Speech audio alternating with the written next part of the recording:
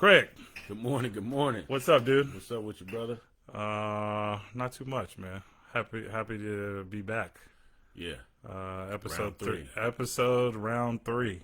Yes, sir. You're a singer, right? I try to be. Try to be. Yeah. Can you sing how your weekend was? And yeah, Can I sing how my weekend was? yeah. I'm putting the creative pressure on you on the spot. I'm trying to find the right. You take your time, man. The right. Let me see. Oh, okay. This is one of my favorites too. Okay. And I had the time of my life, and I never felt this way before. And that's my song when I'm just like easy breezy. Easy breezy. Just a great song. Nothing spectacular. Yep. Just Cool, calm. Yeah. Yeah. Yeah. Well, thank you, dude. I was telling you before that I think I have to remind myself specifically right now to have fun. Yeah. And I was like, all right, how do I Yeah. I thought about it this morning. I was like, yeah, try to bring some fun and energy into the podcast today. So yeah, great song, by the way. I didn't see that one coming. I know you did. I was like, I wonder what he's gonna say. You're like, oh damn. Right. That's what's up. So weekend was cool. Yeah, it was cool, man. I was able to actually get some rest. All right. Enjoy the house. It's like I visit the house and I live at work. Yeah. So I'm on the highway 3 to 4 hours a day. I'm at work 12 hours of the day. Mm-hmm. And I might sleep maybe 4 or 5. 4 or 5, man. You're all right with you can function that way? Yeah, I've been like this since I was a kid. Really? I mean, really, I can go to bed like 8 o'clock. Oh man, You know what I mean? Like you. grandma and them time. Yeah. After 5 o'clock news and everything. Yep. It's night. It's about that time. But I'll be up with Pawpaw at 4:30. Yeah, ready to go. And grandma got his breakfast done by 5. So that's been my schedule. I mean, that's technically from what I've heard, that is the ideal schedule. Mm-hmm. That's how you are supposed to kind of function. Yeah. You're supposed to go to bed relatively early, and then be up early. Yeah. You're ready to go, right? I mean, was your grandfather in the military at all? Both of them were. Both of them were, yeah. One was in the Army and one was in the Navy. Yeah. But the one that I was raised with, Johnny Sullivan, he laid the tracks down in the city. Oh yeah. He came out here when the industrial movement came out. Oh, okay. Yep. You know what I mean? So, yeah, he was one of those. That work ethic. Yeah. That work ethic was there. Early, got my day started. Yep. Lunchtime is like 10:30. 10:30, right? You know what I mean? Because I didn't been up. Sometimes that's how I feel, but I'm not up at 4:30. I'm like, damn, is it lunch already? Man. Yeah, that's great, man. I mean, if you can get into a nice routine, man, yeah. And you've kept that. Have you had? Have you been going to sleep at 8? Yeah, since I was a kid. Since I was a kid. I was talking about during COVID, like during quarantine. You still been going to sleep? Damn. Yeah. I mean, my mother and them joked. They was like, I know it's about 8 o'clock. I know you about to go to bed. So they'd take me to a party. Yeah. And shit, I'd be somewhere behind the speaker. Yep. Sleep. I was getting ready to ask you, are you the guy when everybody's like, all right, we're going out. Be like, all right, we got to get out the house by 7:30. Yeah, because I'm going to sleep. Because Craig will go to sleep. Yeah, I'm night. Yeah. That's just but I'm. But that's you. I'm older now. So. Oh yeah. We used to party Wednesday to Sunday. Sure. On go. Yeah. And so now it's like shit. When I sit down, it's a wrap. If I'm the co-pilot, yeah, and we leaving the club, yeah, wherever you dropping me off, I'm gonna sleep from there to there. Yep. Don't look for me for help. No. This is if that's what you're looking for, I'm the wrong person. I cut my phone on Google, and I'll let you. At least you're honest. Yeah. Right. When people know it about you. I stand on my feet for a living. So when I sit down, it's over. That's a good point. I go to people's house and they like, dude, have a seat. You know what you played or what? I'm like, man, look, if I sit down, it's over with. So I just want to let you know, is that something you're cool with? Yeah, I'm not, being disrespectful. Why do you think that's super disrespectful to go to sleep at somebody's house? No, not go to sleep. I'm talking about just not sitting down. Oh, not sitting down. People, yeah. Like, dude, what you standing up for? Yeah. And I understand that. Like, I want you to relax in my house. You're moving too much. Oh, yeah. Oh, okay. But I like to stand up if I'm eating because, That's interesting. So I feel like I've always tried to stay awake at people's houses because I don't, for whatever reason, I have, no one ever told me, don't fall asleep at someone's house. But I'm like, if we're eating and we're eating heavy, there's a strong chance, like if I don't stand up, it could be a wrap. My girl was so mad at me. She was in her good friend's wedding. And I was working 2 jobs at the time. No, I'm working at night, and I'm cutting hair. Yep. So the wedding was on a Saturday evening. Yep. We made it. It was all good. But when it came, I was sitting down, and when I woke up, people had already got their food. I woke up again. They was dancing.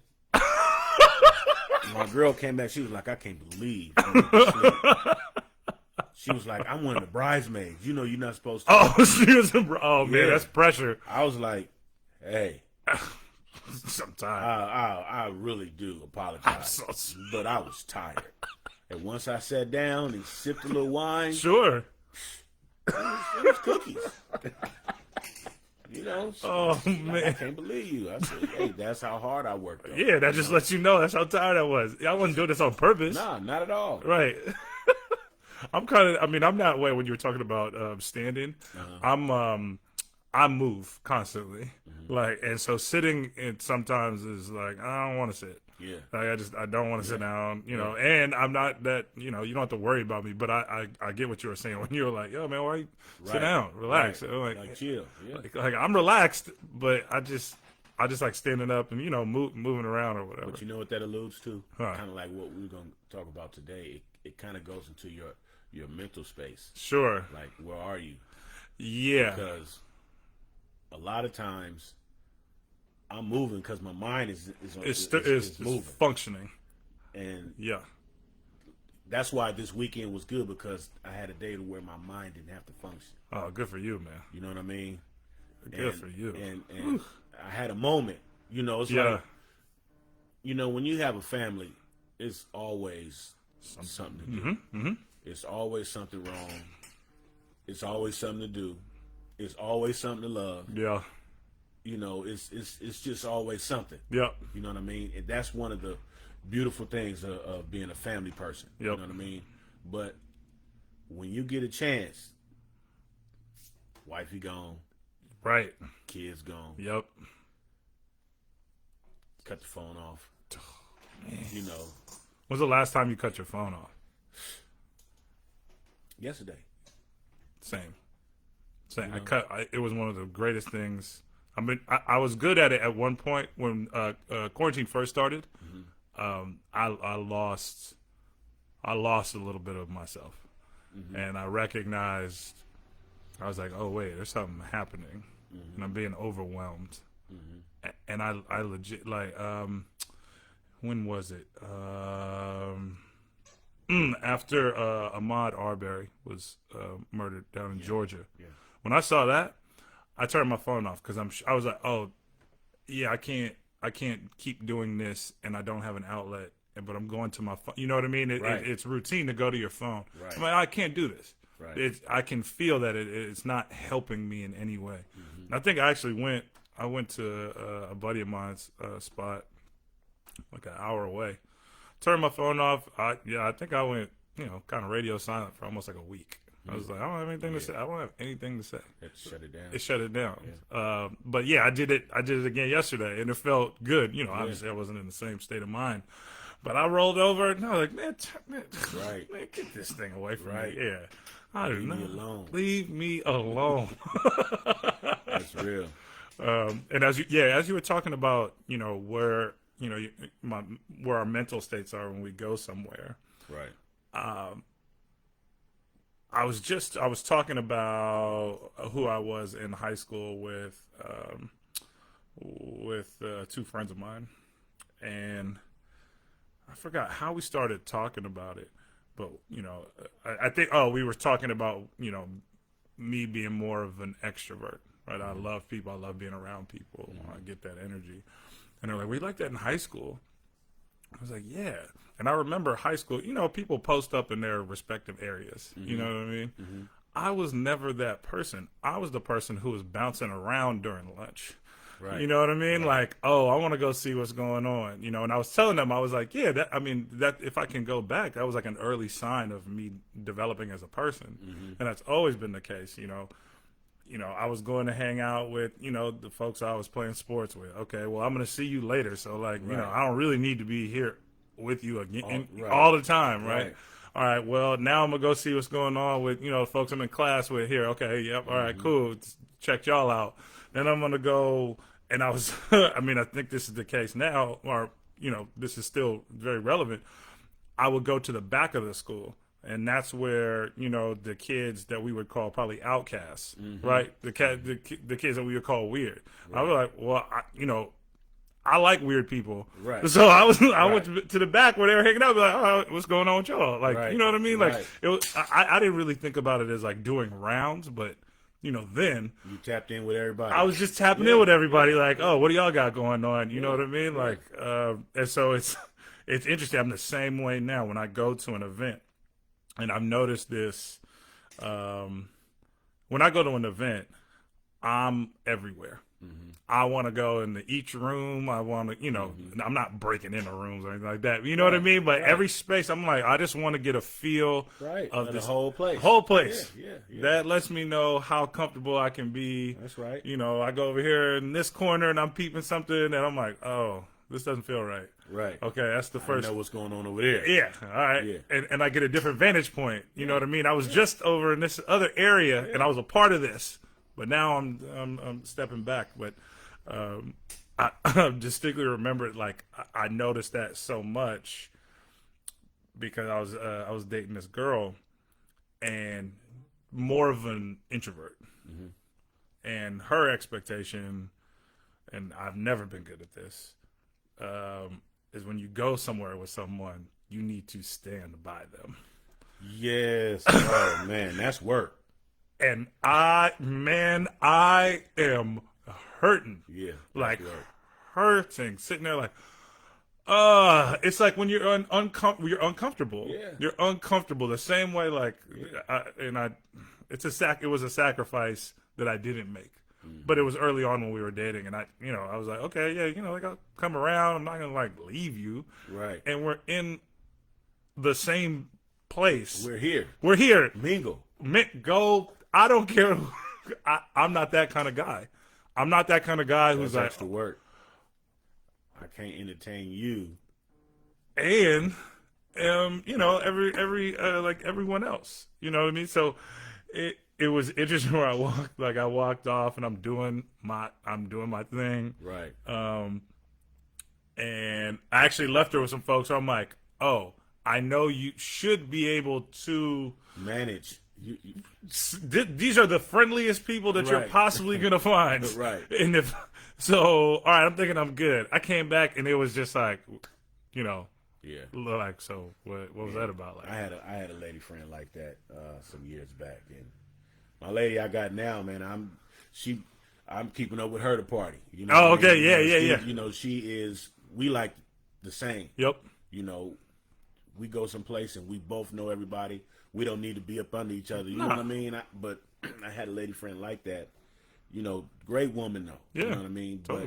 But in public, I had to be right there with her all the time for her to enjoy herself. Yeah, absolutely. Because anytime I left her alone, it was like, what these bitches looking at? Oh, you know, yeah. Why y'all? You know, and well, I'm gonna go sit in the car. Like, you know, like, wait a minute. Man, this girl ran out and said I was. This girl said I was. Look, she was like, I saw you looking at another woman. I was like, what? Oh yeah. And then she was like, I'm leaving. And then obviously later on we talked about it. She was like, yeah, I lost my shit. I'm like, yeah, I know you did. Everybody know you lost your shit. It was apparent, but Right. I mean, you know, but it speaks to, you know, I took it at that point. I was kind of pissed because I was like, yeah, it's kind of like Embarrassing. Yeah. I'm like, don't try to call me out like I did something crazy. Right. And but I also took And you know you was tripping. right, and you recognize it, right? And then I also had to take a step back and think about it. I think this is the more mature me. I had to step back and think, well, what if you were her? You know, well, not to say that I can like, I'd say she gets a pass, but I didn't really recognize, and I didn't have that where she is where mentally. she exactly like you know, she's just not that type. she's not that person. So it's not all her fault, but it's not all mine. Yeah, either. exactly. Yeah, that's definitely, you overstood the situation. Okay, all right, I ain't like that, but I understand how you are. So Learning lesson. right, You're like, we won't look, do that again. Right. It was, so I would have never thought that I would have to have that conversation, right? Because my assumption is like, well, when you go somewhere, you know, people just, You know what's so tough about that? yeah, Like you said, it started with you as a kid in school. Mm-hmm. You have a social responsibility to people. yeah, I do. Just who you are. Yep. You know, we have that energy because there's nowhere in the city I can go where I don't know nobody. Nowhere. All the time. You know, people's like, damn, dude, you know people all over the place. Like, how you know? And I said, well, I went to a lot of schools.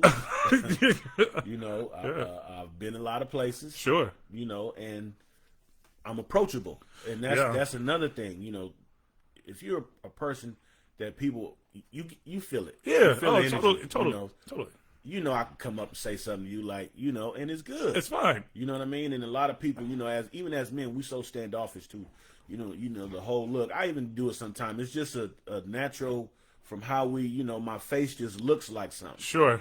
But the book is something else. Yeah. You know what I mean? Yeah. Totally, man. It's like we trained to look Yeah. No, like, don't fuck with me. right. It's interesting because it is essentially like, you know, something that you've learned over time. And yeah, I was walking. That's interesting that you bring up social responsibility. And one of the times one of the most awkward times to me is when I acknowledge someone, because I mean, I'm looking at everyone, right? I'm like, again, part of that is me assessing where I am. And when I look at people, I usually give them a nod, like, what's up? Like, if we catch eyes, we're like, what up? Right. Or if, or maybe I'll just smile at them. You know what I'm saying? Like, Right. and one of the, it's a weird thing. It's probably one of the more vulnerable moments that I have is when I smile at someone and they look at me like fuck you smiling at? Or like, or just don't acknowledge nothing. Right. I was like, Right. oh. Like, oh, okay, like that, huh, Daddy? Yeah, That's like- how I was like, okay. All right. Okay. So that happened yesterday. me? Yeah. You got me. Right? Like, all right. me? Yeah, you got it. I'm Okay. gonna see you again. You know, and you're gonna go all out your way. What's up, bro? Whatever. And it's like, yeah. So, I feel You're like, funny sometime, dude. yo, so I feel we like gotta address that. I'm like, damn, man, I just said what's up. Like, Right. I'm just trying to spread that good, you know, that good Right. energy, whatever. That happened to me the other day. I was actually that happened to me yesterday. I was walking through the park, and I was with a friend of mine. We were, she was up from L.A. She's the classic story of I'm sacrificing so much to make it in the music industry, and we were kind of going back and forth about, you know, just what, you know, what changes are going to happen not only with her but the music industry alone because of quarantine, right? Like, what do shows look like in the future? What does that mean for an art? Like, is it going to be more independent artists because they're like, well, I don't necessarily like, is LA going to be the place I need to be? Right? Yeah. If you have the technology allows you to lay something down and send it over, and you did your part, and that's that, right? Yeah. So we're going through this whole thing. So we're walking up the hill. You know, it's getting a little bit darker, and I'm like, all right, well, you know, this gonna be the last lap around the block because I'm not trying to walk through this park and I can't see. Right. You know what I mean? Right. And so I saw these group of folks, and you know, they were getting their smoke on, and I was like, oh, okay, smoking, whatever. And we were chopping it up, and I said something, and I could feel that it projected. Like, I heard it project through like trees and everything. I was like, Right. oh damn, that was loud. Right. And so they all looked over at one time, and it was like that weird. It was like that weird. Okay, like, are you looking over because it was loud? Or are you looking over because you're like, who are you? What that look like? Yeah. I'm like, all right. I keep talking, but I'm very aware. Like, all right, Right. yeah. Right. And so I'm looking. We're walking by, and to me, I give eye contact. Mm-hmm. The eye contact is to let you know that I see you, and I see you see me. I see you see me, and that's all there is to it. Right. I have nothing else. There's Right. nothing else going on. I'm going about my time, and I just need to know, what look are you going to give me, right? Hey, that's them animal instincts.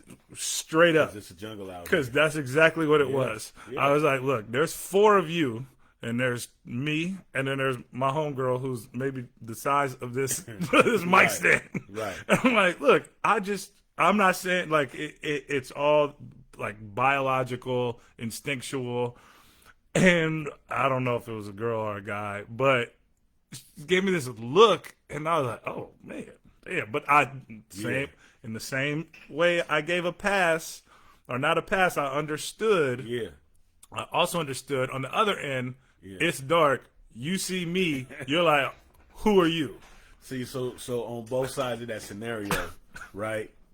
As being one of them 4 dudes that was smoking before, Yeah. and you hear something like, and everybody looking, and then you looking, so that one person who looked was probably looking in their head was like, "Fuck is you looking at, bitch ass nigga?" Right. I'm like, wait. Whoa. Right. Right. But being you Yeah. on that end, it's like, oh man, I don't want no problems. Like, you tripping? All right, Yeah. you know. I in even your mind, it's like, I see you. It's good. Yeah, it's good. You know? I actually smiled. I smiled because I was like, if I smile, that's the best way. Yeah. I know how. I'm not a threat. I'm not a threat. Right. I'm not a threat. Matter of fact, do you remember I was wearing a shirt? I think the last time we did it's my boy's restaurant. It's called the Sausage Factory in the Castro. Right? Right. It's a rainbow shirt. Right. The shirt says Pride 2020. Right. I'm like, yo, I'm not, this is not like, it was the most de-escalating shirt you could Right. possibly ever be wearing.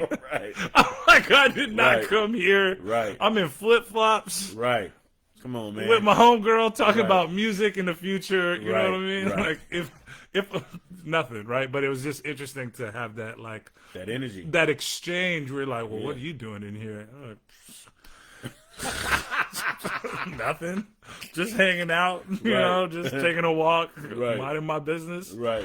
But yeah, it was that definitely happened. So I was, yeah, I can't even remember how we got on that, but I was, yeah, that reminds me of yesterday. But just in terms of talking, yeah, let's get back into. Last week we ended on. Us not liking us. Yeah, we're talking about like kind of what the standards are for bringing someone into your family, and I think we were talking about like more traditional cultures and less traditional cultures, and I think I was making the argument that because there are so many expectations within the family structure of the traditional family.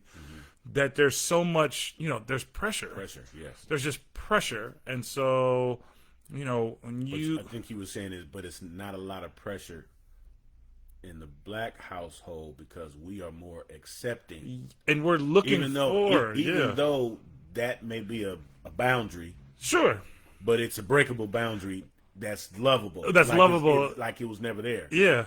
But with well, I personally don't have the experience. Sure. Of breaking into something like that with another.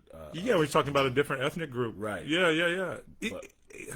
I don't know. I wonder sometimes. So we were having that conversation, and then I was thinking, I told you that story when I was in college, and I, walked into a homegirl's house, and they asked me, "Oh, what church you go to?" And I didn't have an answer, and that was the wrong answer, and Mom walked out. Right.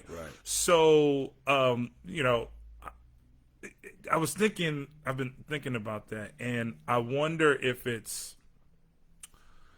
maybe it's less to do with your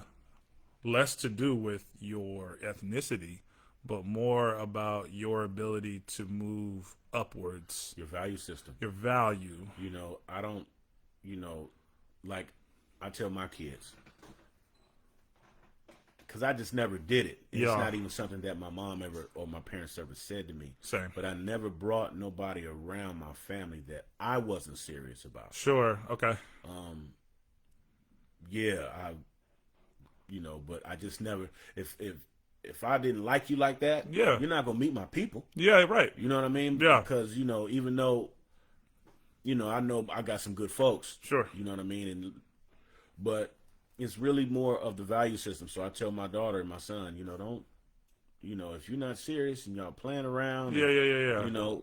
I don't, your family don't need to be a part of that. That's your life. You know what I mean? Yeah, exactly. But when you get serious and somebody is serious about you, when they coming around to see us is a part of you too. Sure. That's part of they understanding your making. Mm-hmm. You know what I mean? Mm-hmm. So it has to be real. Yeah. So that your value system is very important. Sure. So I was thinking about this because we touched on it briefly, and I said I don't know. There have definitely been some. I mean, I think I've been on all ends and all places of the spectrum when meeting a lady's parents. Mm-hmm. I've been in black households where because I wasn't religious that was a problem. Right. I've been in black households where because I didn't necessarily, I got the feeling, I'm not saying this is true, I got the feeling because I did not fit a model of black guy. Yes, of success, right? Well, so what are you doing? Well, I'm the aquatics director for the Boys and Girls Club. Okay, so what, what's next? What's next? Right. Well, not to say that there isn't a next, but right. Why is that the response? Right. You know what I mean? Right. Why?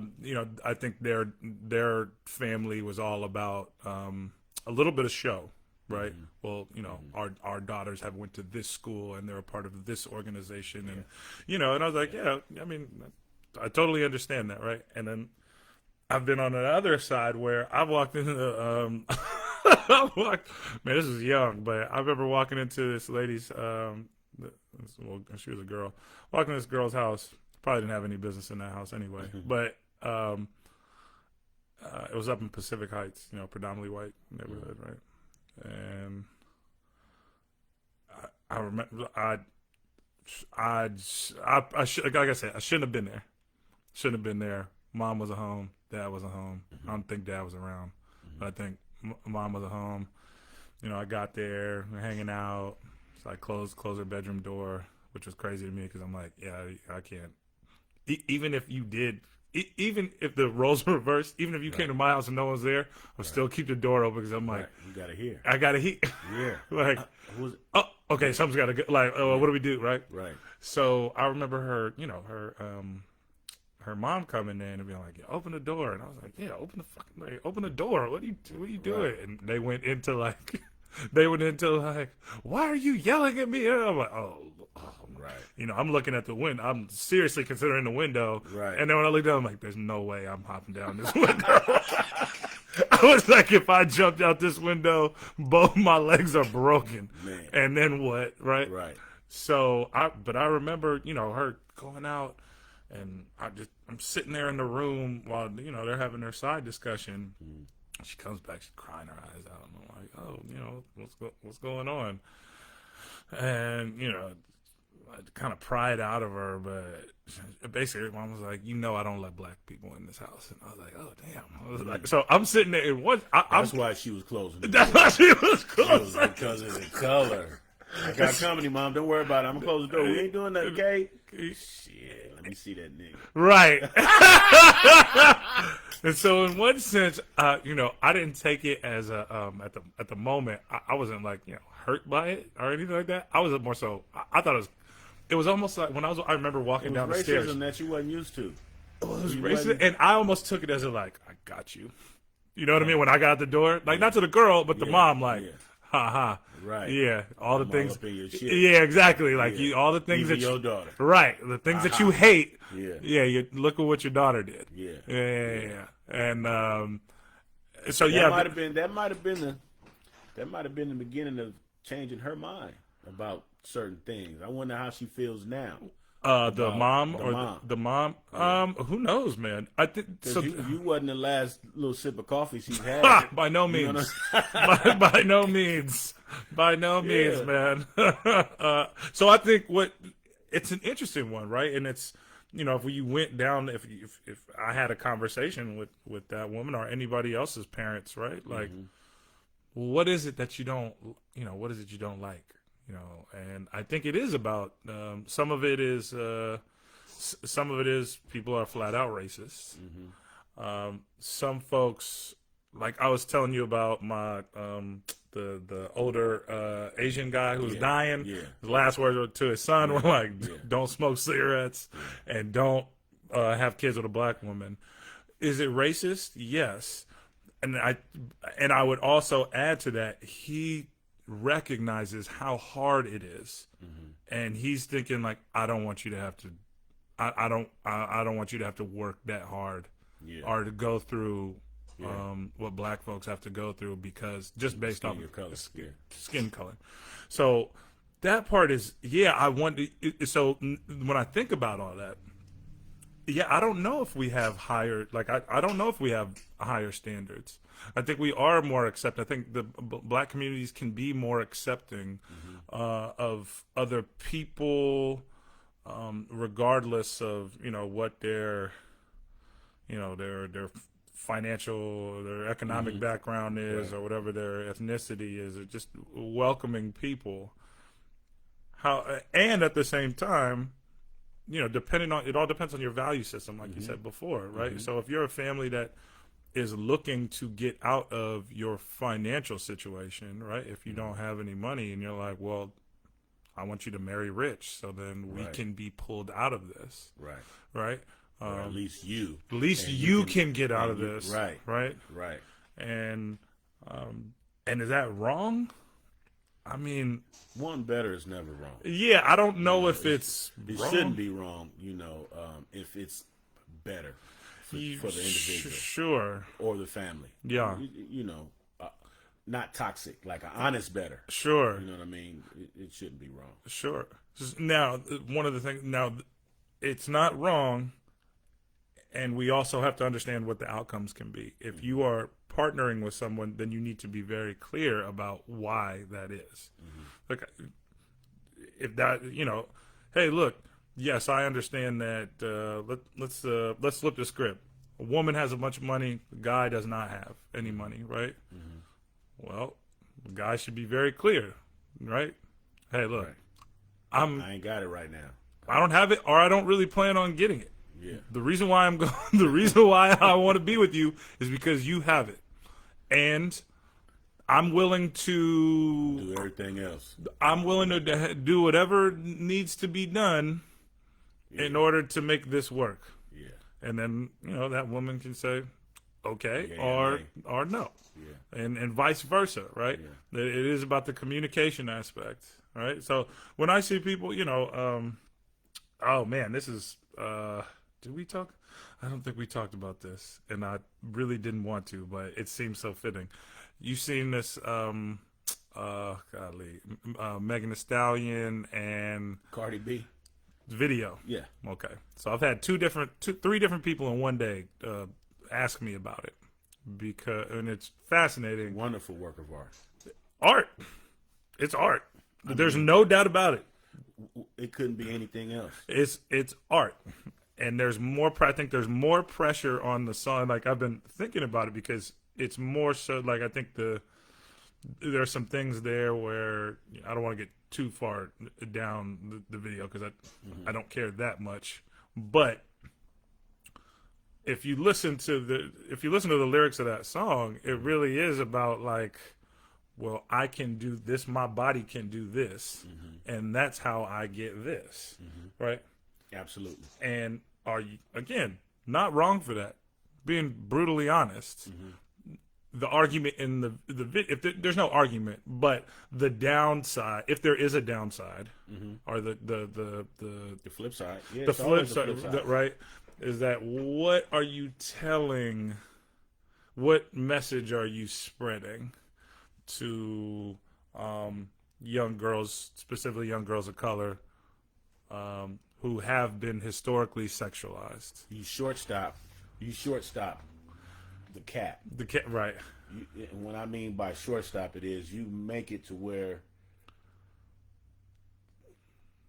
I can microwave myself to being the next hot pocket. Yep. Versus Yep. working from scratch, making the roux, making the and really topping out. Yeah. They lowered the standards a little bit. I can't say, for those, because I got daughters. Yeah. But that's where, like you say, the communication. You have to communicate to your children at home what's real and what's Memorex. Sure. But do I like it? I'm a man. So I'm gonna say, yeah, man, it's great to look at. I think there's plenty of women. Well, interesting that you say that because I'm looking at that video, and if you took the words away, you would think that song might be about lesbian. Like the song's about lesbianism. It has nothing to do with the dude. That has nothing to do with the dude. Right. I'm looking at it. I'm like, wait, hold on. I didn't literally turn the sound off, but I tuned the words out and I just focused on the video. And I was like, oh, right. This because their interaction was is more so about them and their sexual power. Yeah, exactly. And it's a fact. Yeah, sex is power, and that's a reality. And that's one power that women have over men. That's not. It's a real power. We have to push our power out. Like, look what I got the big thing. Yeah. Theirs is like, I got it. We're like, oh, okay, yeah, really, yeah. Right. It's true. It's so true. Like she like, I ain't got to give it to you. I can give it to her. Yeah. I'm like, wait, what? Right. And like, yeah, totally. Yeah. So either way, I was again communication, right? Because I think that's a great. I'm not about hiding things, and as you were talking about your daughters, it's not hide. This is a reality. This is a part of people's lives. Yeah. So rather than hiding, if I was a parent or I'm around kids, I'm like, what do you like about the video? Like, let's talk about it. I don't see what's wrong with talking about like, okay, what did you like? What's your personal experience about that? Sure. Yeah. Well, do you have questions about it? Like, I would ask the questions as opposed to maybe how, I don't know if, you were raised this way, but I think it was a more historical, like, no, don't watch, no, you're not allowed to listen to that. No, you can't listen to that right now. Yeah. You know what I mean? Like, I remember buying All Eyes on Me 3 times because the first 2 CDs got thrown away. Because I was like, yo, look, this is right now, and, as opposed to like, well, what is it that you like about Pac? Right. Like, what is it that you like about this music? You know what I mean? Well, God, we could have had. I mean, see where your head is, right? While you're listening to it, right? Yeah. And I think that's a great connector for. I mean, if we're talking about music, like both of us are lovers of music. You know what I mean? And there's so much yeah, there's so much to conversation, and it's there's so much conversation in music, right? Whether you like it or whether you like the song or not, Yeah. right? Yeah. You know, that's a way to build a relationship, Right. right? Like Right. I'm not, man, I might not like a lot of the music or understand some of the music that's being put out right now. Mm-hmm. That doesn't mean I don't want to talk about it, Right. right? Maybe I'll Right. learn something. Right. You know what I mean? Like I don't get this. There's part of that. I'm sure there's part of that video or that song that if I talk to a younger girl, that I could learn something from her. You know what I mean? So yeah. Either way, it brought me back to this idea. I mentioned the video because I felt like one of the messages there was like, well, yeah, if I want to get what I want, then, and I would argue that get what I want means get the finer things in life that Right. cost a lot of money. This what I'll do. This is how I get it. Right. You know what I mean? Yeah. And there's another. He say I don't cook, I don't. I don't clean, Yeah.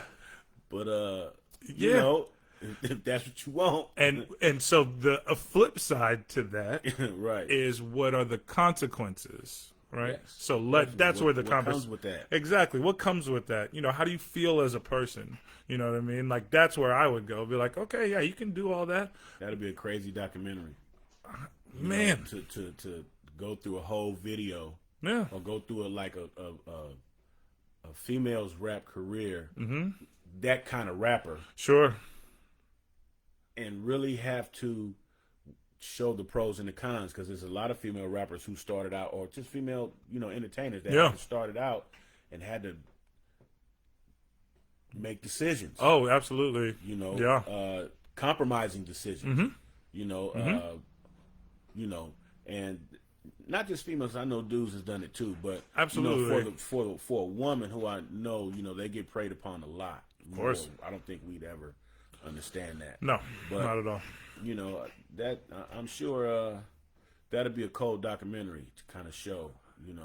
And that's where That's what comes with this life. right. And so that's where I would say that, when we talk about the like authenticity of a relationship, you want that person to feel valued, not for what like it can't be one-sided, right? And I think over time, if you are treated like a commodity, that weighs on you, right? So it might look good when you're taking a picture on the beachfront at the resort with the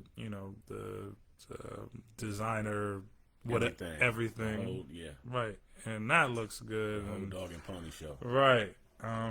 But what is that like when you're looking for what does that look like when you're looking for substance, when you're going through a hard time? Is that person there for you? That is probably not the person there for you. So like, where do you get that? Right. Right. And so that's why I would say it's like, okay, well, what message? We're only getting one piece of the pie there. But yeah, that's it's interesting that you brought up that, being preyed upon and most men not ever being able to truly understand like what that is like. Pressure. To walk outside and just have to be on guard. But it's crazy because we know the female male anatomy, and when a woman wears certain clothes, you're gonna get attention off top, Flat up. but it's not the same for us. No way. You know what I mean? Not in an abundance. You know what I mean? No. No. So Not at all.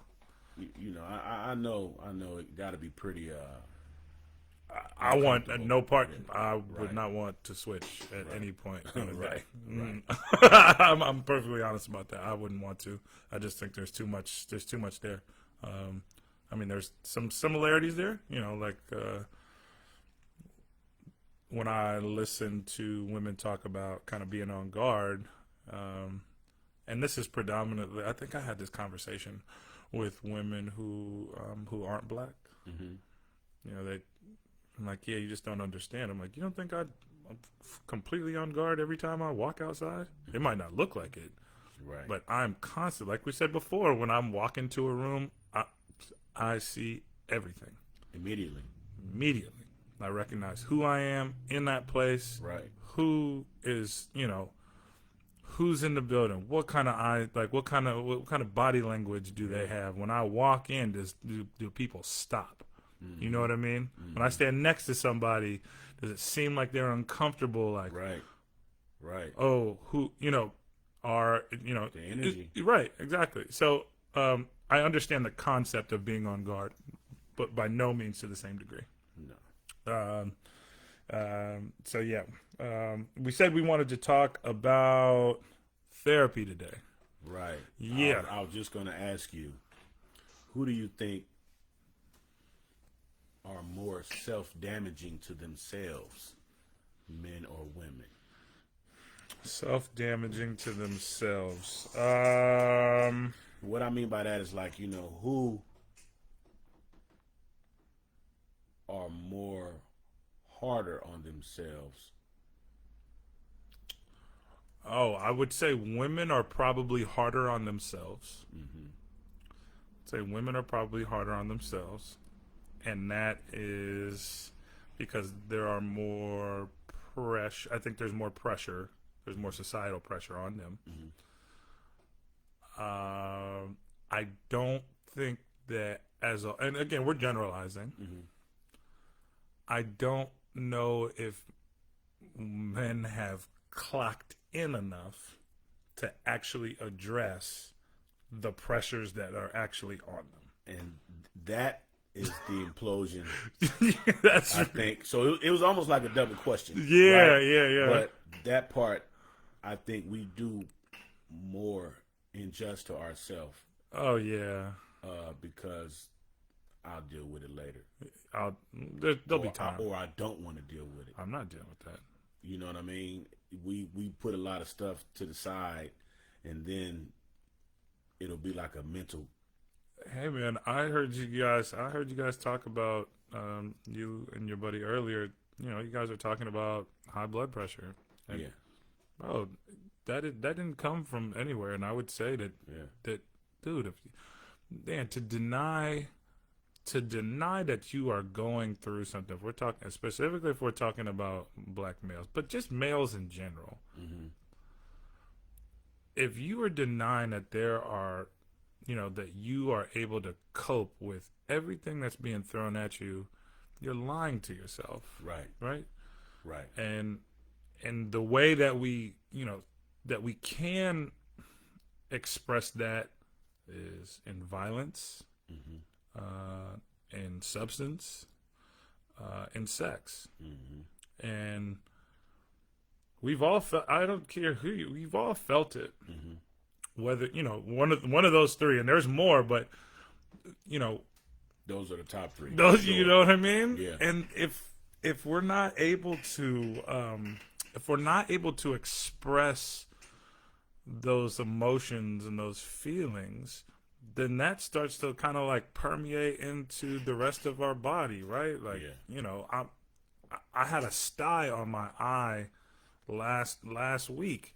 And I couldn't figure. I was like, man, did I wipe something? Maybe I wiped my hand on something. And then I took a second and I was like, dude, that is what you were dealing with 2 weeks ago. Because 2 weeks ago, I was really stressed. I mean, you talk about brain running. I mean, brain constantly running, would not shut down. And I got into a place where, was I doing everything that I could to prepare for the upcoming semester? Am I doing my best job at this podcast? Am I becoming a better person? How can I be better? Well, all these things are running in my head constantly. Oh, well, I'm not DJing as much, so I'm going to become how am I going to get more gigs if I'm not? Right. All these things, right? And then, you add some other stuff, and I'm sitting there like, whoa, what the hell's going on? And, But I'm using the sty as an example of that's how it happened. Your body needed a release. Your body needed to release. Yeah. oh man, I got a bad heart. Well, why? Are you constantly on edge? And a lot of people are. I think specifically we're talking about black males. Dude, you're constantly on edge. Right. If it's another one we talk about. I've heard this in the shop often. You know, hey man, how you doing? Yeah, I'm good. Just on the grind. Right. Same old. Same old. Really? Are you? You're not good. You're not good. Come on, You man. probably are grinding. You're grinding, Not good. but you're not good.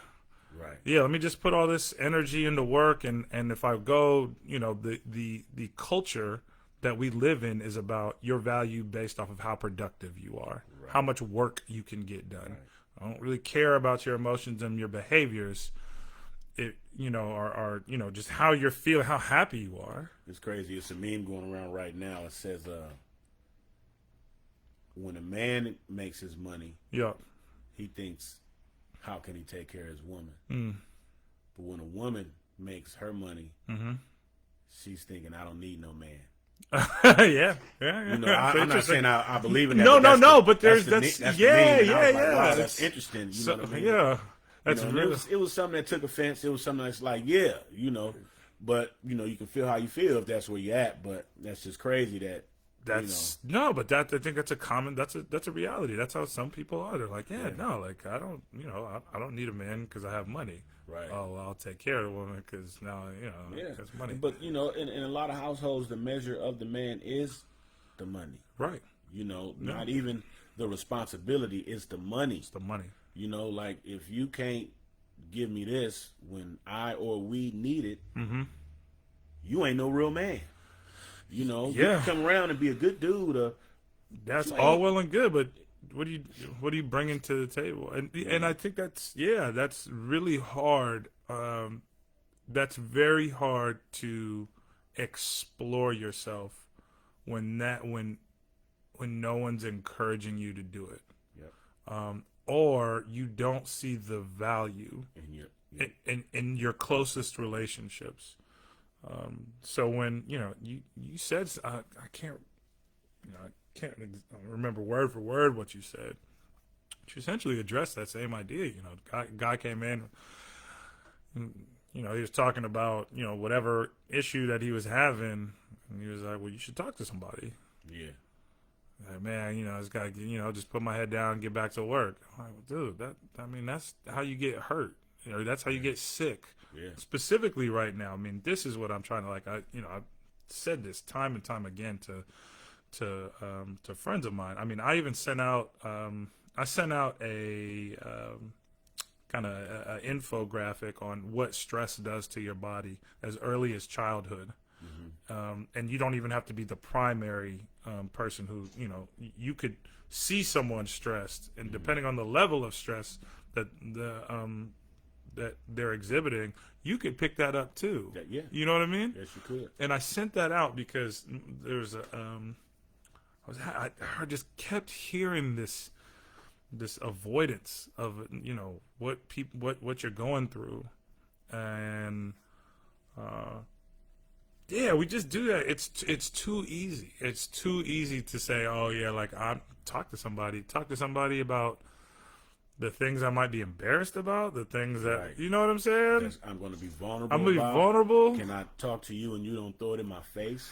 And later on, we have so many reasons to be guarded. Yeah. You know what I mean? But we have no real reason to not heal ourselves. Sure. You know what I mean? And I know as I've cut hair so long. Yeah. I know I'm a therapist for a lot of my clients. Damn right. I know I am. Yeah. I know just my energy. Mm-hmm. People come just for the energy. Sure.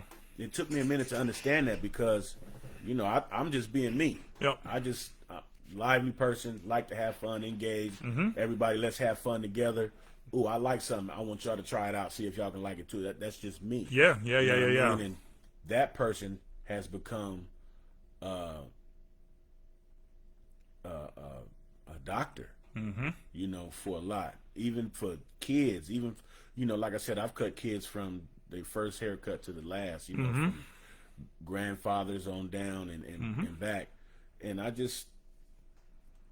have a way with people. Yeah. And like I said, we have a responsibility.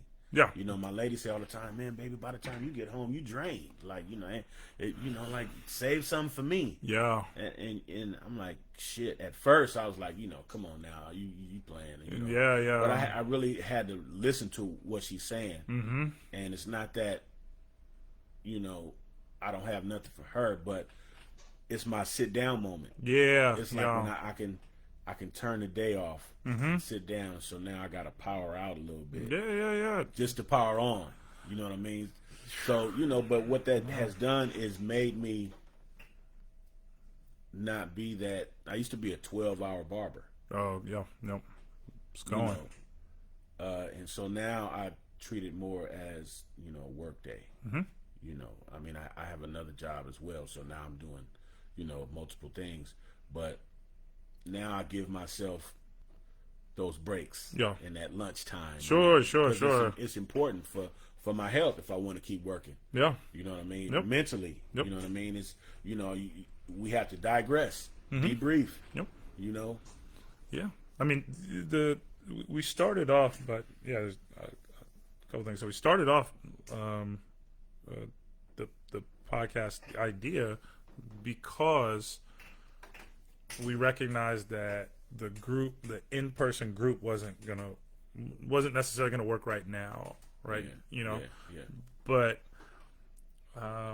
I think that it does take there's something very powerful about groups, right? Because you can learn from each other. It's not necessarily the traditional model of like therapist person, right? You know what I mean? Yeah. And I think that's where we're probably going to need to start.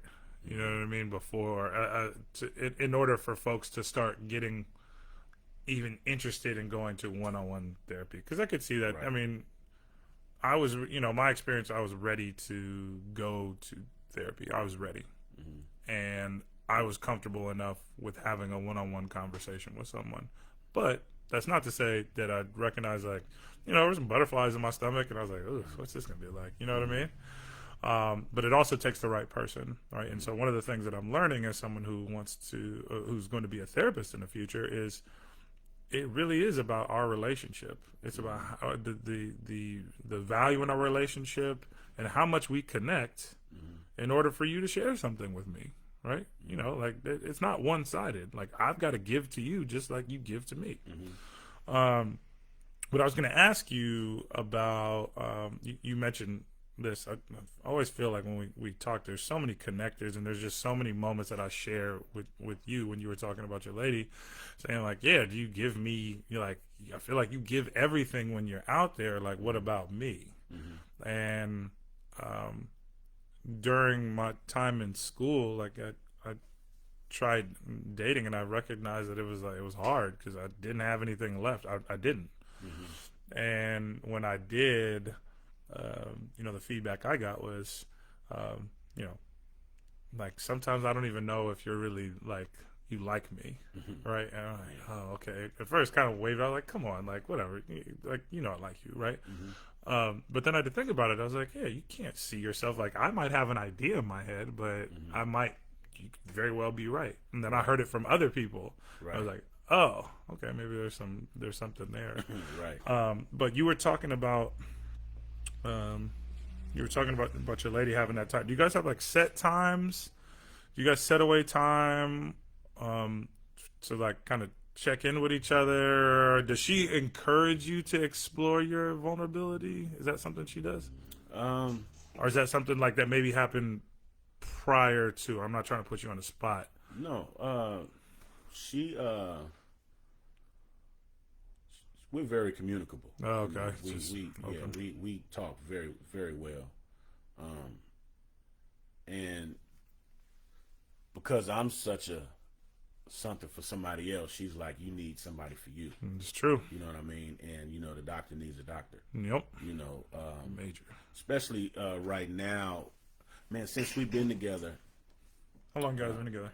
7 years. Oh, right. Great, man. So I've lost my grandmother, my grandfather, my father, 2 uncles, and a cousin. Mm-hmm. And my sister's grandmother.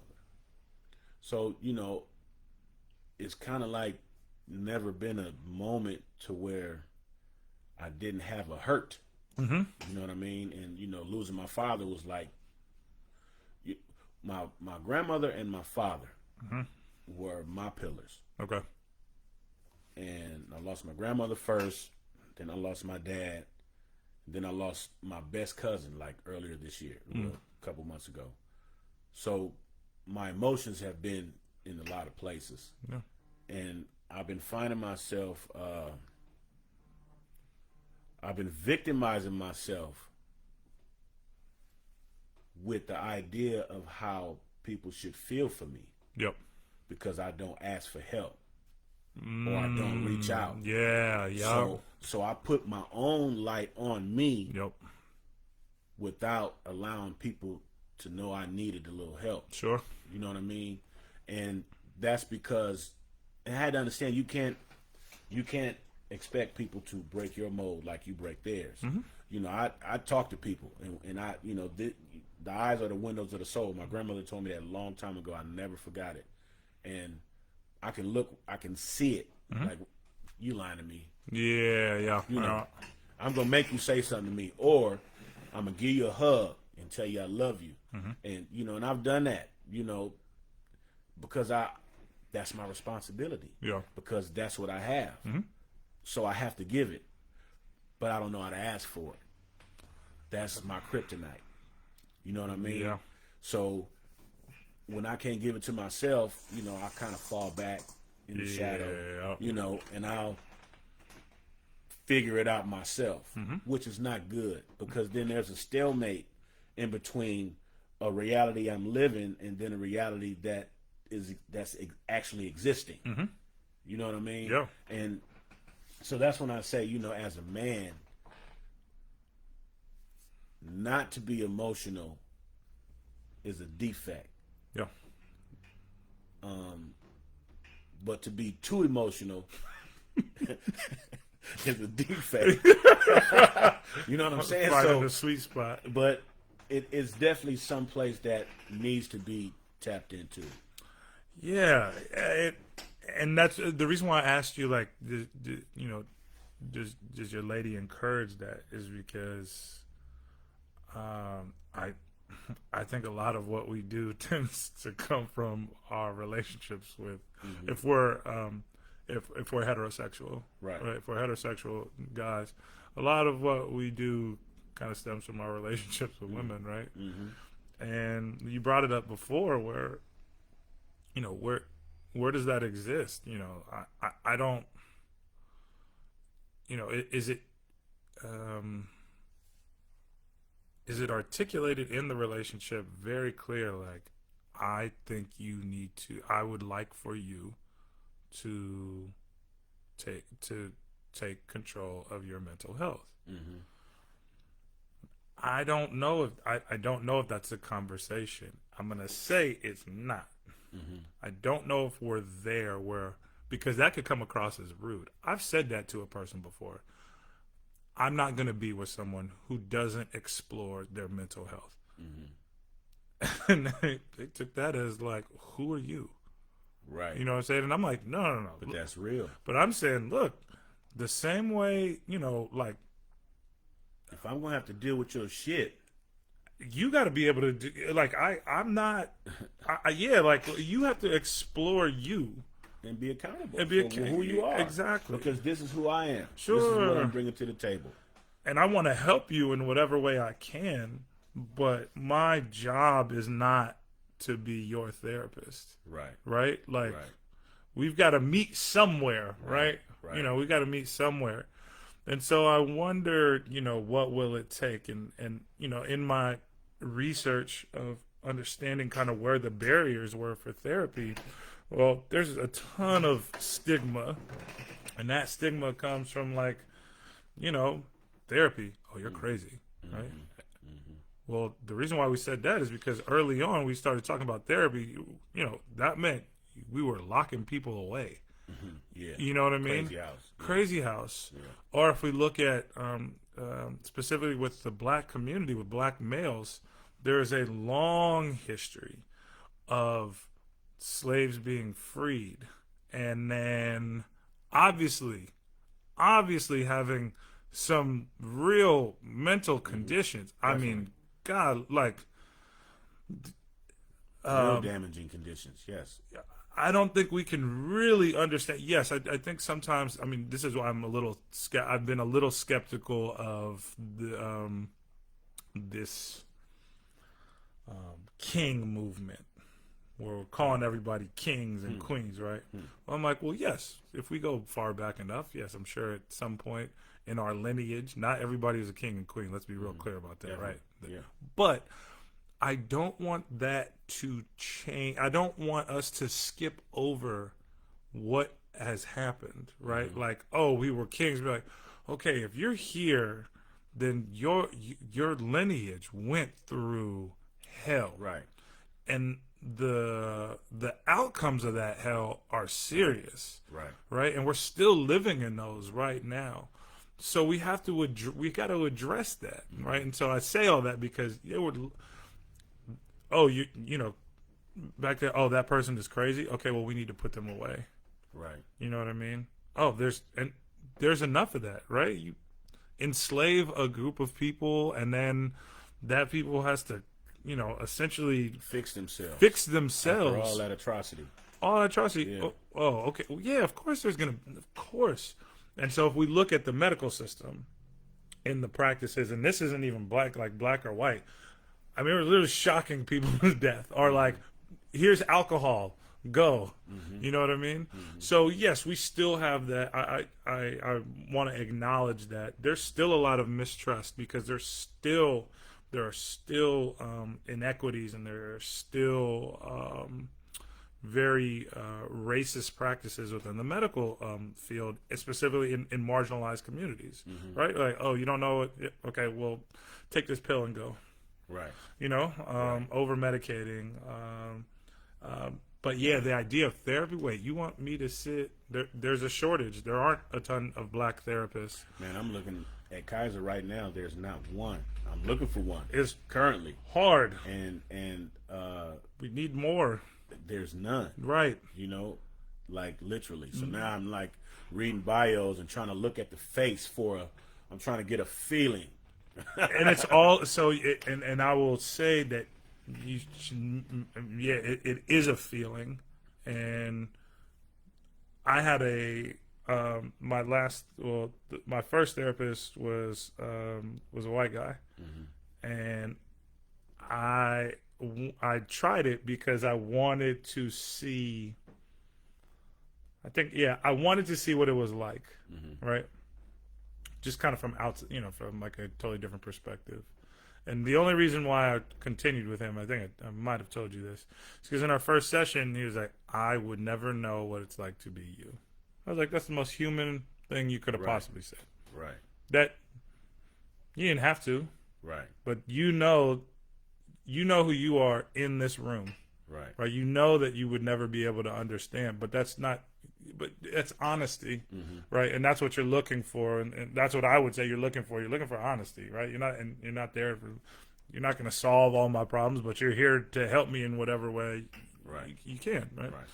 So, I wonder. So what? Yeah, what finally clicked for you? What finally clicked where you're like, you know what, I'm gonna start looking.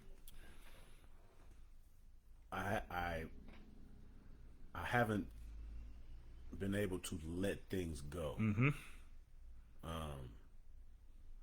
Because now understanding who I am, is certain things I think I deserve. And I think I've leveled up to where I want to just live a little differently. Yeah. Smarter, not harder. I want to do what makes sense now. Yeah. So I know I've been changing, and I'm recognizing my position to my family. I'm the eldest grandchild. I'm the oldest of all my siblings. I'm old enough and close enough with my mom and aunt and uncles to where I'm almost like my grandma's child. Yeah. You know. Yeah. So the torch is being passed. Absolutely, dude. I'm just recognizing life. So I have to make the best decisions, you know, because it's time. Yeah. You know what I mean? Time waits for nobody. Sure. And I've been grieving. Haven't been grieving right. Yeah. So I've just allowed certain things to build up.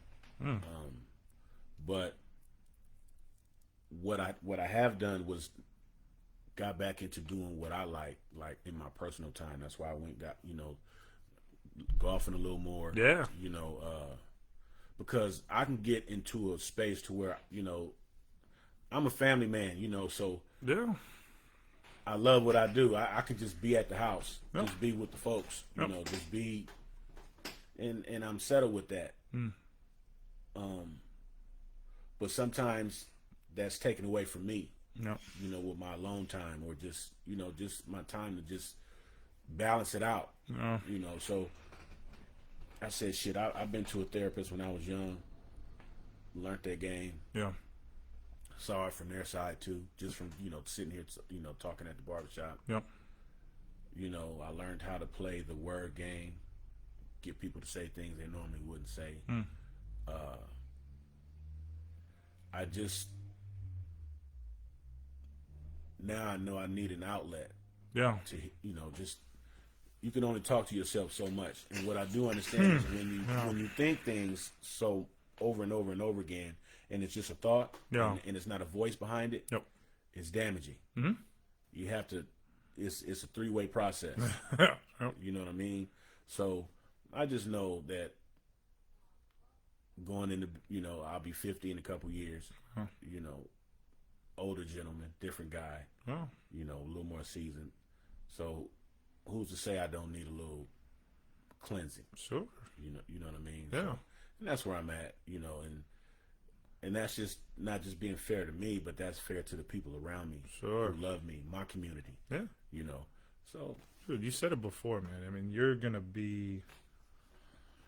continue to be an example for so many people because there are people watching.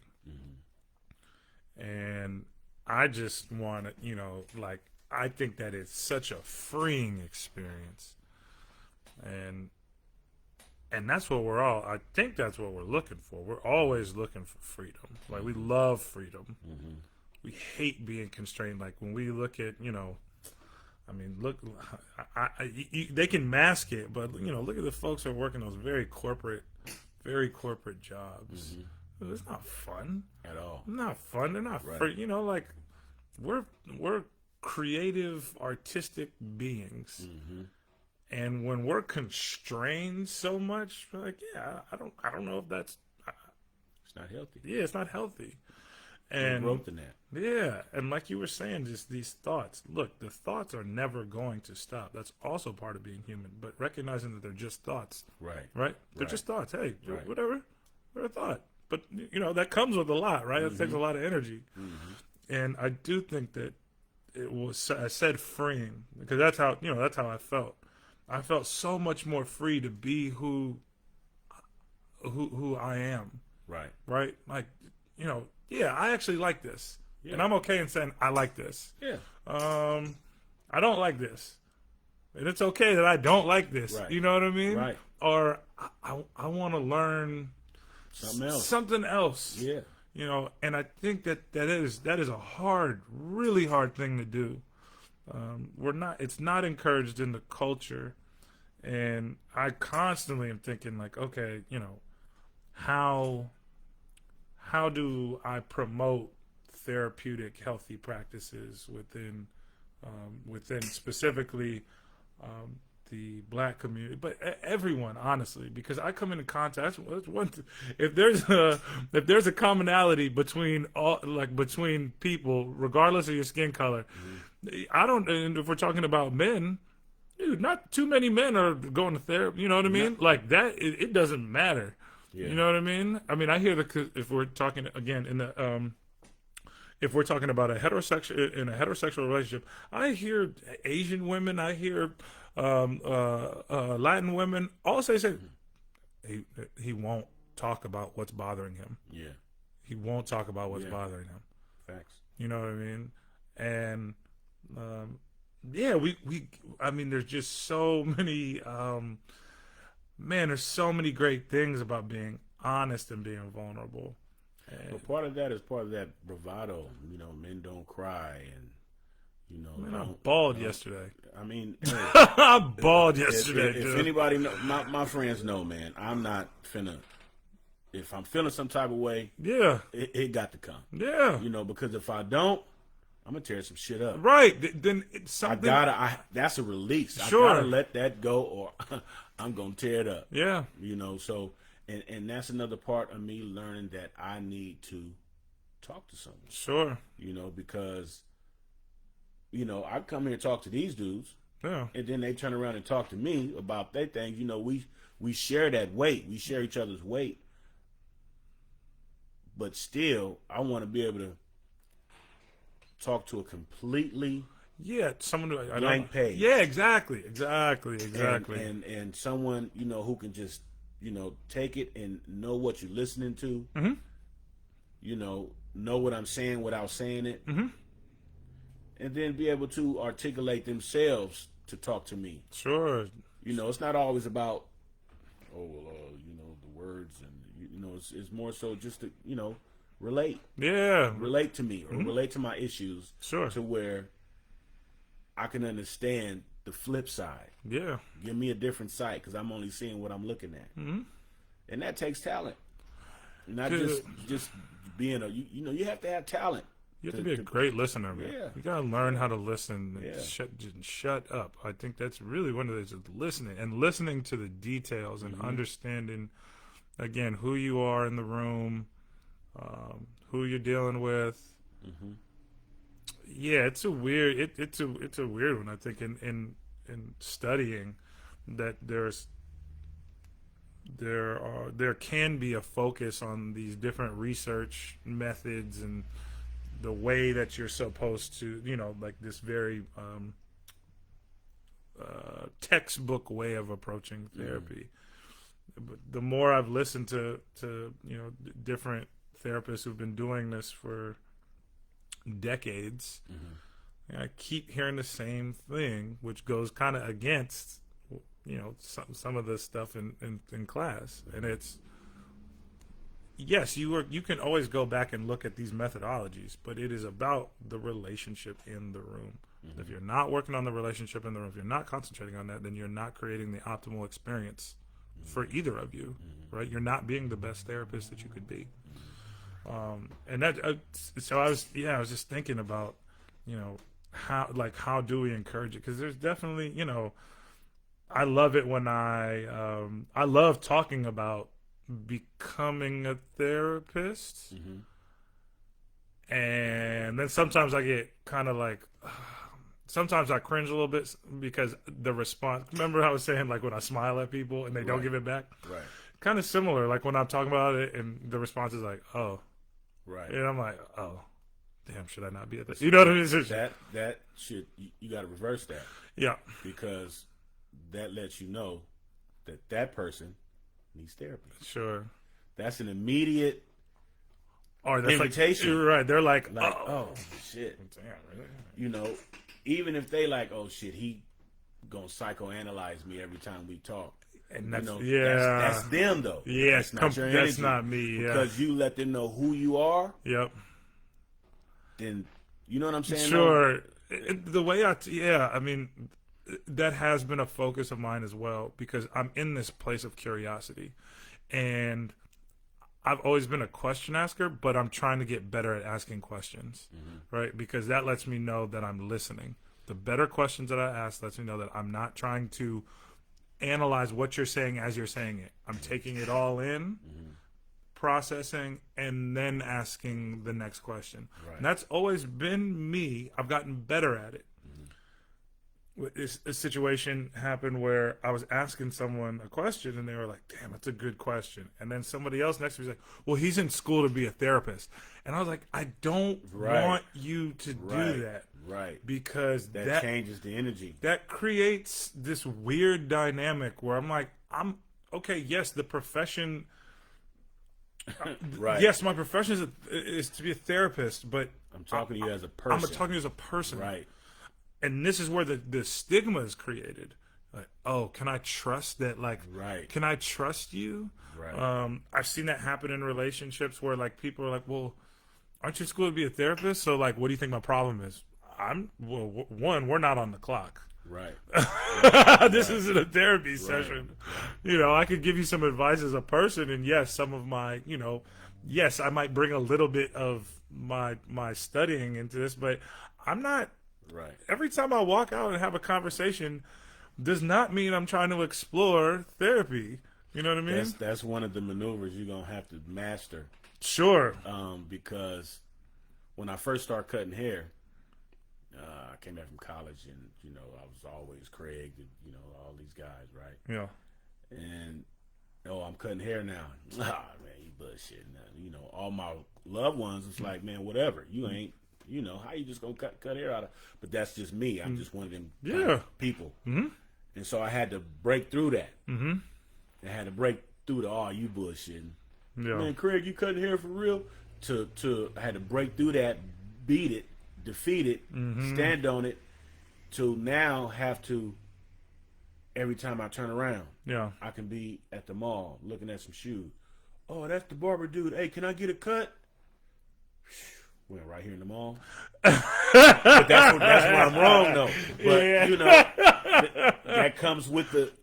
I gotta learn how to maneuver. I'm not always in the mood. Like, come on, my nigga. You think I got my clippers right now? Right. Look at me. I'm with my kids. Or I'm with my. Come on, man. You didn't have nothing else to say. You couldn't get with anything else. But that comes with the. Like I said, we have a social responsibility. Yeah. A lot of stuff comes with it. Yeah. So you gotta understand the ignorance. Yeah. The momentary ignorance. It's just that, hey, I know you, I know what you do. Can I be down? Right. Yeah. Whatever it is. Yeah.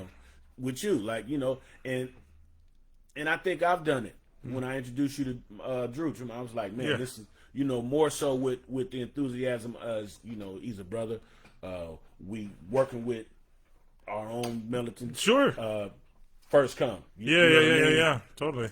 It's my guy. He's, clinician. Yeah. You know what I mean? Yeah. But it's more so because we need it. Right. I understood the context in which you were saying it. You were like, look, this is the guy that we need. Right. Not like, this is the guy. Yeah. He's that dude, so be careful what you say. Yeah. No, not at all. Yeah. And, it's been a weird one because, and this is, I was thinking about like why, another reason as to why I love doing this is because, this is what people, hopefully in the future, if, people go to my website when they're like, oh man, what kind of person is this? It's easy to go on a website and look at a therapist and be like, oh, okay. Like you said, you were looking for one. Right. And you're like, well, I guess I'll read this bio. Scrolling and I'm like, all right. Wow, Gloxia, everything but a Jackson. Somebody looks like you, right. That's like, okay, let me, and not even to say that those folks aren't qualified. No. But for my own comfort, I am looking for me to talk to me. This is about me. That is a real thing. You need someone. This is it's so weird. I think we've talked about this every time. We are trying desperately to get away from this category of being black. Mm-hmm. But the reality is that we do have a unique life. We do live a unique life. If you are a black male, walking into a therapy session is hard enough. Walking into a therapy session with someone who you really don't trust, who might not even really grasp what Right. Life is like, right? Who possibly might also be racist, Right. who doesn't know it. Every therapist doesn't mean that they're like any different from anyone else. Right. You know, there could be a racist therapist. Right. And they might not even understand how, they might think that they're hiding it, or maybe they don't. You know, but those are things that you have to think Haven't about. been introduced to them racist self. Right. Like Yeah, they're like, oh, haven't met the racist part of them yet. totally. Right. And so that's why I say, I was like, well, what if I put a podcast up? You get to learn how I talk to people. You know, and this isn't a therapy session. Right. Right. It is therapeutic for me. Right. I'd love this. It brings me so much joy. It brings me like freedom, because Yeah. it's free flow and go back Yeah. and forth. Yeah. You know what I mean? In the barbershop. In the barbershop. Where free talk is real. Dude, it's real. It's encouraged. Right. It's one of the few places where we can talk about it. Now, we're not talking about therapy in the barbershop, Right. but this It's therapeutic. Exactly. The time shared. It becomes spiritual. It's like Sure. a church. Man, this is perfect. I'm so glad you said that, because that's also where I see the gap, and where I want to bridge that gap. Historically, just as we talked about the medical profession being racist and not serving the certain communities. Well, we know that the churches play such a huge role within community. And one of the stigmas is that it's either church or it's therapy.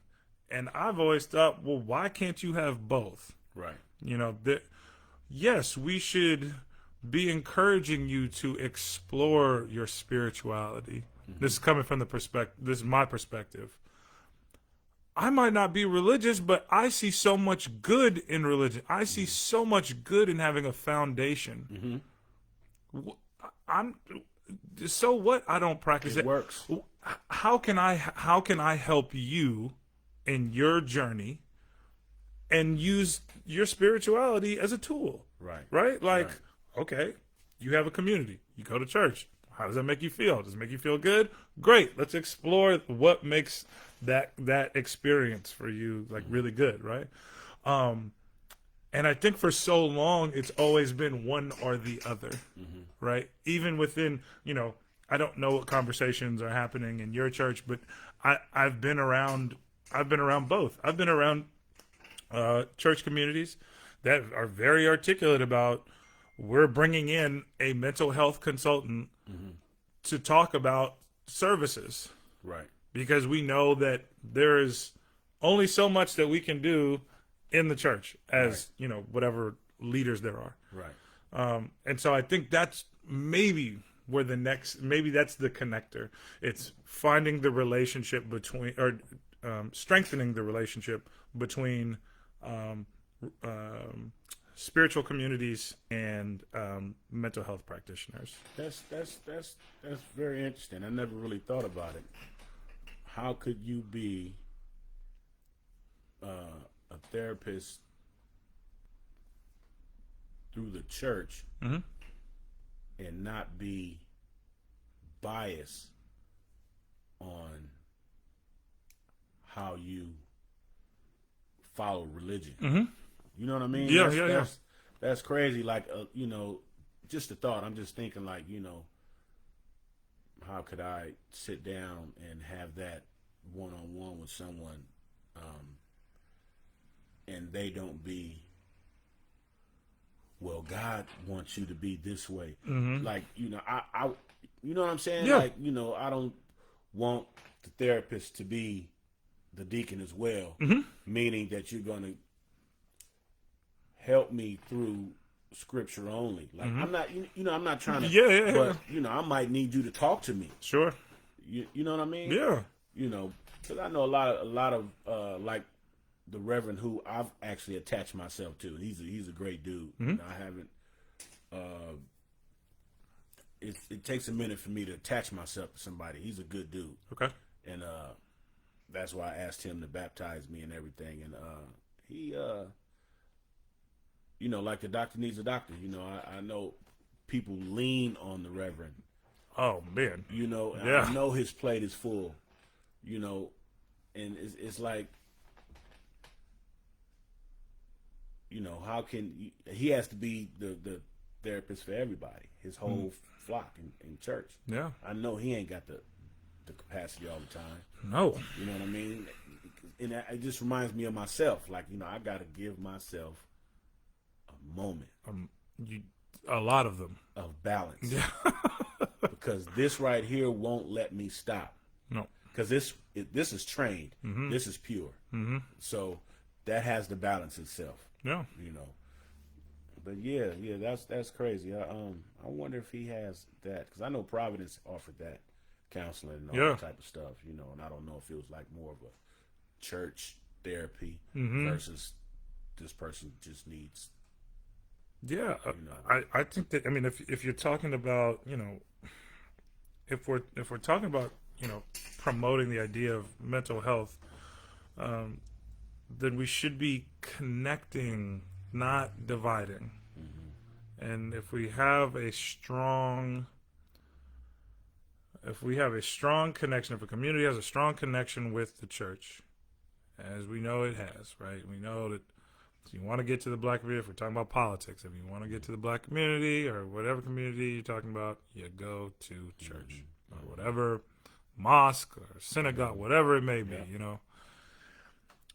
And we have to be willing to change. We gotta change. If you're a church, and I think if you want to stay relevant, then you've got to address the needs of your community. Yeah. We're at a very, I'm a good buddy of mine just became a chaplain in the Navy, and just got to San Diego Saturday, and we have this conversation, maybe every now and again. He's a chaplain. We have these in-depth conversations. At the end of the day, we're friends, so we don't need to talk about this all the time. Right. You know what I'm saying? Right. You know what I mean? Yes, you're a chaplain. I'm not, and yes, I'm a therapist. But our conversations are not dominated on that. Yeah. We're cool. You know what I mean? Right. But I talked to him about kind of where he sees religion go, like where are the challenges, because there's these two words that in my mind, because he's in the military, like for whatever reason, him being in the military and him being a chaplain, I was like, man, why is this just not making sense to me? Like, I don't. When he said he was going to chaplain school, I was like, so are you good? Because he already went to, what is it? Golly, I can't even remember. My brain is running. Theology school, or what's that called? Damn, I can't remember. Either way, went to formal training, formal religious studies training, graduate school. I can't remember what the name of it is. Either way, then his goal was to become an officer in the Navy, right? And so when he was telling me he had training for the Navy, I was like, wait, so are you like, is it tying the religious piece to the Navy? And he was like, no, when I go to training, that is how to be in the Navy. It has nothing to do with religion. I was like, oh, but his program is strictly for the chaplains in the Navy. Yeah, okay. So I was like, oh, okay, now I get it. I just, wasn't. He had a process. Yeah, I was just, I don't understand. So is there like, well, either way. But I was talking about these two words, and the two words were unity and uniformity, right? Uniformity is very military. Mm-hmm. You dress this way, so it's uniformed. You all look alike. We're the same. Mm-hmm. Unity is everyone's different. Do what you want to do, but we're here for the common purpose. Together. Right. Yeah. And I think historically the church has been more uniformity. You fall in line. This is how you dress. This is how you talk. This is how you pray. Mm-hmm. This is where you pray. If you're a Christian or whatever, then this is how you act. Mm-hmm.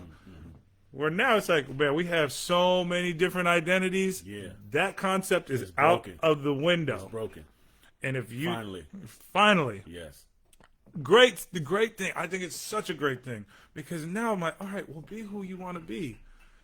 And again, I encourage someone to explore their spirituality, explore whatever. I know that there's something greater than me. I know that. right, I know that. I believe that. right. To deny that there's something bigger than you, I have a lot of questions. Right. I've got a lot of questions to understand how we live in a sphere that is turning around. That there's a sun that is shining light. You know, like a process, man. This thing is crazy. I don't. We walked in today. We said, I was like, dude, look at the sky. Right. Like this is crazy. Like what does it look like? It looks like something is coming. Something is coming. Something's coming. I don't know what it is. Yeah. And for all we know, it could have been. For somebody else. For somebody else. Right. For somebody else. Like I don't know where that came from. Right. You know what I mean? If I look on, if I looked on, looked on my phone, was that a storm that was like. Somebody could be telling the story like, man, it was hella ugly outside. I knew something was gonna happen, and something happened. Versus now we're talking like, man, it's nice outside. It's nice outside. You know, it's crazy. Exactly. Crazy. So there's something, right? And I want, like, that's always been, maybe that was an early deterrent for me to become part of that. Mm-hmm. Well, you need to act this way. Like, that's not going to happen, right? That's my response. Oh, that's not happening. Like, I'm not falling in line, that. I don't think so. So I see. He was saying, he's like, oh, I absolutely agree. He's like, if we don't, and he's saying he's a Seventh-day Adventist. Mm-hmm. And he's saying this, we as representatives of the church, if we do not allow people to, or not even allow, but get rid of this like uniformed idea, if we don't allow people to be themselves, then how are we going to, people are going to come. You're doing injustice to the people. Exactly. Yeah. King wrote about this in his letter from the Alabama jail. He talks about he scrutinized the church. He scrutinized all religions actually. And he's like, yeah, you guys are turning your back. You're saying what I'm doing here in Alabama is wrong because it doesn't look good on you're starting trouble. Right. Well, why am I starting trouble? Because I'm doing, I'm organizing protests. I'm organizing, right. I'm organizing sit-ins. Well, it doesn't look good. Well, it doesn't look good for what? Because you want this to look a certain way. Lifestyle. Yeah. Everything is good. That's why, that's crazy. That's why I always say integration messed us up. There's a lot of weird, man. It's really weird. There's really weird. And so it's interesting to hear him talk. And he says, if you continue to do this, religious places of worship will perish because the younger generation will turn away. Yeah. He was saying this in the 50s. Yeah. And I'm pretty sure that's probably not new, right? That's a concept that people have been writing about. Right. But to hear him talk about that while he's or write about that in jail, is like, yeah. I mean, there's another one. Mandela wrote about this when he was in prison. If you do not teach black or white, the South African children of the history of our country, then we will never move on. We'll never move on. It's always about, I think the focus there was youth. Right. If you don't give youth the opportunity then they're not going to participate. It's all bad. Yeah. And at our age, the world is going to be sure. And today. Yeah. And so that's why I say, I'm like, okay, yeah, like if you still have, and I think we're dealing with that right now, right? I think there is a little bit of hesitancy with kids to participate in the church because they're like, well, the church doesn't really like who I am as a expressive being. They want me to kind of like, what I see. Yeah. You know what I mean? It's not necessarily what they say. Yeah. And it's like, well, I don't want to wear, the girl's like, I don't want to wear a church hat. Right. Why do I need to wear that? I don't want to wear a long dress. I don't want to wear a long dress. Yeah, it's changed a lot though. Yeah. It's not it's a lot more. What I like about this generation, I'm gonna say 30 on down. Sure. Maybe even 35. They kind of broke the mold of the same old. Mm-hmm. You know, this is what we've been doing. So it's kind of different now. And I had to learn to adjust because I'm still from the same old, Yeah. you know, that ain't like that. Or, you know, but, you know, my siblings, my little brother and sister, you know, they grew up in the church more so than I have. A lot of my little cousins. Mm-hmm. And they really, I like the energy. You know, it's not about who's coming to look good or Sister Mary with the big hat or you know, it's really healthy, spiritual. You know, it's attractive. Yeah. You know, versus what I didn't like at first when I was young and going to the Catholic church and you know, the Gregorian same old, chant. Yeah, you know. Now it's a little more expressive. Yeah. You know, so that's cool. Yeah. No, and I think that's what I said. I think that we gotta have more Organic conversations around taking care of your mental health. If there's a place to do it, find it. Yeah, you connect the communities, right? Like, okay, I'm a part of a school, okay, but I'm also doing a podcast in my local community, at my barbershop, and then I'm taking that onto the local, and I partner with the local the church, Right? And then that that information disseminates into everyone else. Yeah. That seems like the easiest way to do it, as opposed to me going on the street and be like, "Hey, man, you want therapy?" right.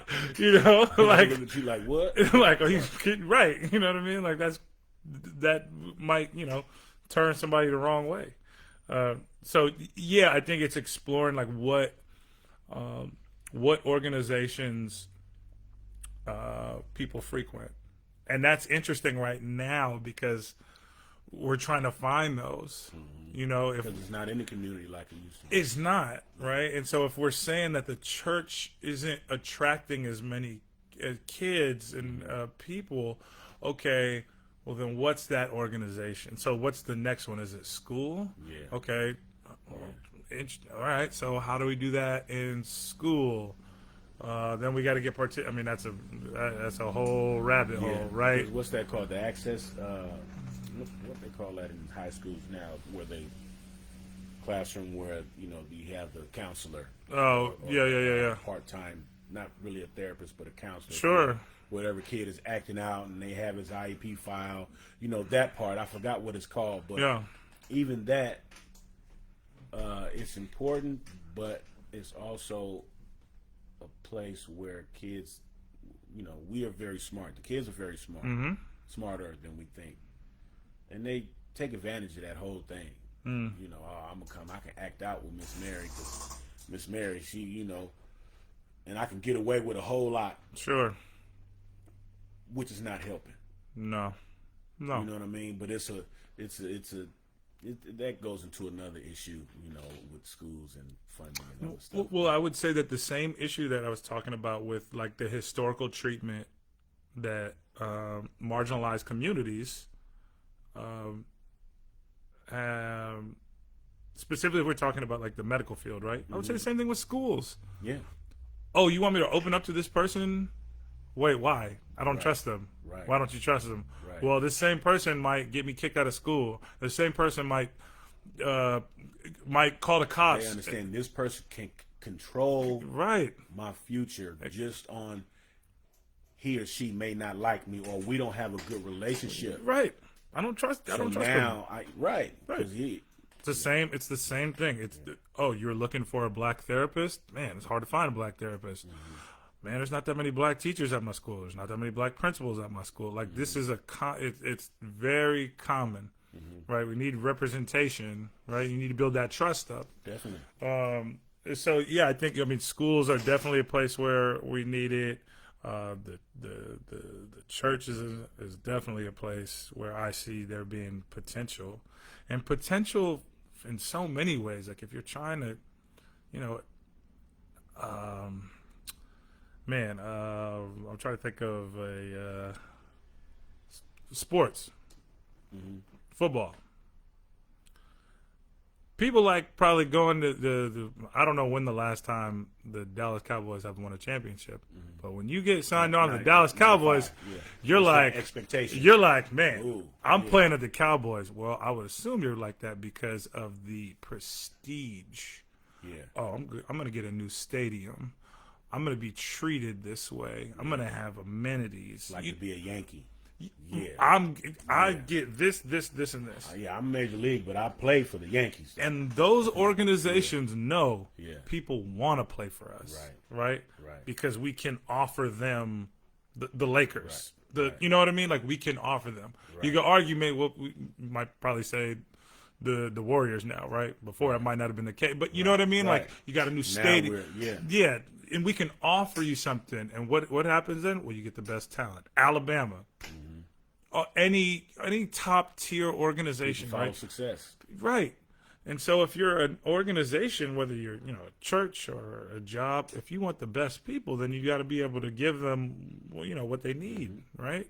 And I've seen that. Actually, it's interesting that we're talking about mental health, because we're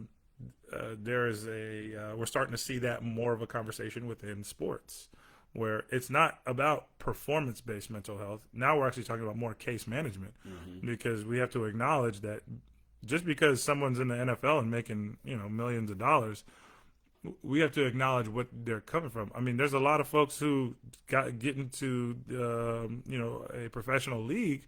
They're like, I don't have any money. Right. Or I'm making money, but that money's gone because I am the breadwinner. I'm the support system for my family and my community. Right. So, I get some of this money, but I got to take care of people. I have to take care of people. And there's more to it, right? Like, there's a reason why we're seeing, we see time and time again that there's cases with professional athletes that are dealing with substance abuse issues, or who are dealing with, who don't express themselves, and they're in a domestic violence case, right? Yeah, if we really look at it, I mean, yes, there's some serious issues. Right. I get it. See how it happened. Exactly. Yeah. And so, that brings up, and I think that's going to be our segue to the next one. Yeah. I really want to talk about sports in our community. Right. I really want to talk about sports in our country, and there being a lot of attention on it. It's such an integral part of our lives, whether you like sports or whether you don't. It drives the country. Billion-dollar industry. And trillion-dollar industry. And it just so happens that with the big ones, that it's predominantly black. And so I really want to talk about the complexity there that maybe we don't discuss all the time, the various identities. The obvious positioning. Yeah. Of the color tones. It's, whether it's agreed or not, it's facts. It's right there. Right. Turn the TV on. Right. You can deny it if you want to, right, but it's clear as day. The higher up you go, the lighter it gets. So I think that's where we're going next. I don't know. I feel like, I don't know where that went. That was an interesting one. I don't know. I think when I brought up school and its responsibility, I think that's how we led into that, because sports a lot of times is going to determine what type of student you're going to be if you're an athlete, and how you're going to be treated. How you're going to be treated differently. How will you learn to respect the education system if all I have to do is be talented? And what does that say about you? Yeah, what does that say about you? I don't have to be smart. I just got to be talented. I don't have to learn your way or the way, you know what I mean? I just got to be talented, versus having the talent and don't want to use it. I don't want to play basketball. Yeah, I'm good at it, but I want to be a doctor. And then that tall kid, like there's a kid coming here, used to come in here, 6'7", he was 13. 6'7", duck to come in the room. And all I talked to him was like, what's your left hand layup like? Yeah. But he didn't want to hear that shit. Yeah. Just because I'm tall, don't talk to me like that. Yep. I might be a big old lawyer, bro. Like, or I might be whatever, but just don't put me in that lane. Yeah. And so yeah, that will be good. Tell a kid to hop in the water with me. I'll get him. We'll get him. Right. I think there's some opportunities for a 6'7" kid in the water. Hey, I think he's about 15 now. Might be 6'8". Man, I saw it all the time, dude. When I was when I was at the Boys and Girls Club, man. 90% black kids in the building. Mm-hmm. Swim program. Nothing. I mean, less than 5%. Yeah. And I would see you'd have kids come in for like free swim, and it'd be one of those situations where I'm like, all right, no flips, no, right. crazy stuff. Just, you can jump in, but that's just for safety purposes. Right. And I'd be a liar if I didn't see some of those kids do flips and, tricks. And I'm like, yeah. Man, I would love to just be able to teach them and be like, get a dude, hold of that, right? Right. And but it was so difficult because it was difficult because I'm competing with the basketball a very established basketball program upstairs, and I'm dealing with parents where I'm like, I know that this is bigger than them, the kids. Right. This is almost about you. Right. There's some parents who are bamboozled, who think that their child is going to the league if they play in today's game. Right. Today's game is going to set the tone for the rest of their child's life. And the truth of the matter is, it's not. It's not.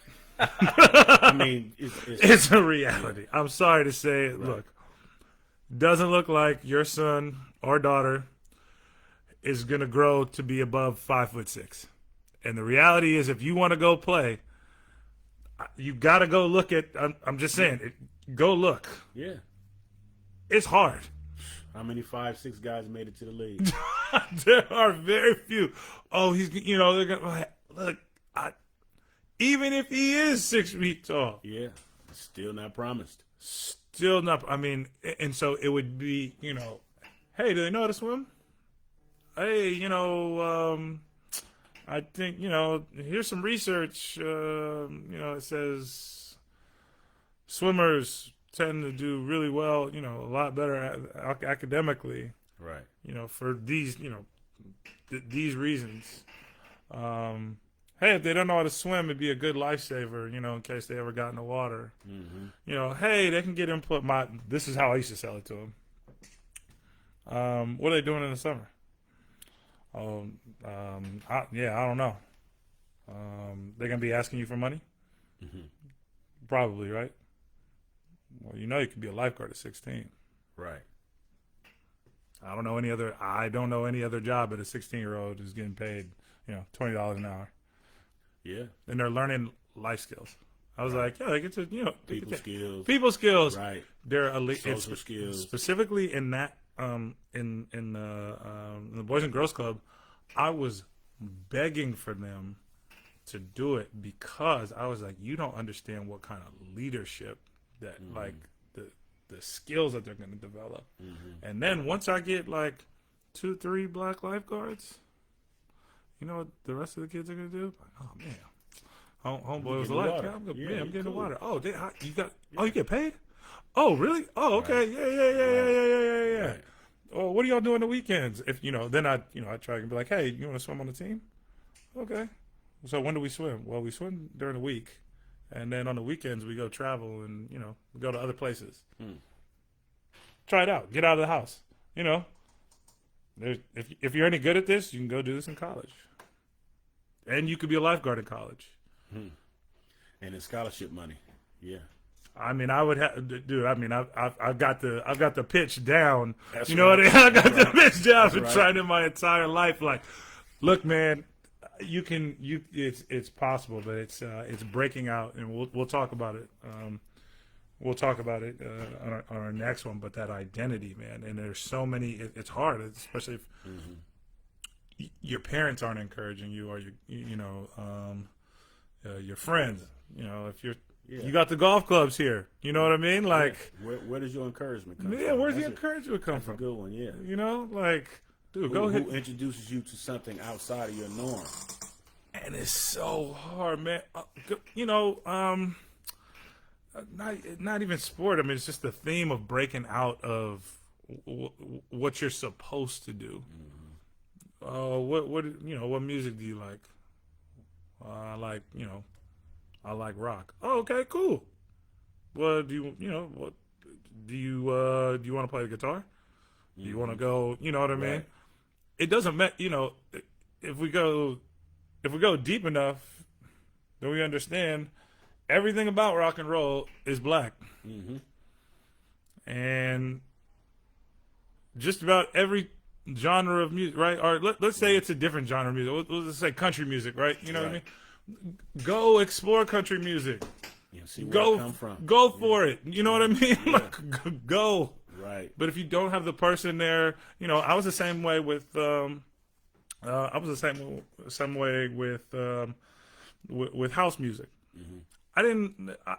When I first heard house music when I was in high school, I was like, "Damn, man, I really like this." Right. And I started listening to more like rave techno. I was like, "Damn, I like this. Yeah, it's cool. It's all right." But I can't tell anybody this because they're not going to understand. Because there's going to be people who look at me like, "Dude," it was that question of, damn, this is not what I'm supposed to do. Because based off what I look like, I'm only supposed to be over here only. Right. Yeah. And I'm like, damn, but I really like this stuff. And I remember going to dude, I used to go sneak in to the raves and the electronic shows. And I was like, yeah, I really like this, but I could never tell anybody that high energy. That high energy. It's fun. The DNA used to have a club, and it was 4 floors. Yeah, the roster floor, hip hop. Then they had the techno. Yep. And I would go to the lights and it's and everybody. And I'm like, man, that's cool. That's cool. That energy. I see y'all back over there. You know what I mean? Yeah. But like I said, you know who we are. You were supposed to be on that floor with those folks because the energy match. Energy match, yeah. Yeah. It's yeah. So it's interesting how it takes someone to encourage, and yeah, man. I think that we'll continue on next week. Yes, sir. And talk about sports and all the identities that come with it. Yes, sir. Cool, man. Episode 4 coming soon. Coming soon. All right, peace. All right.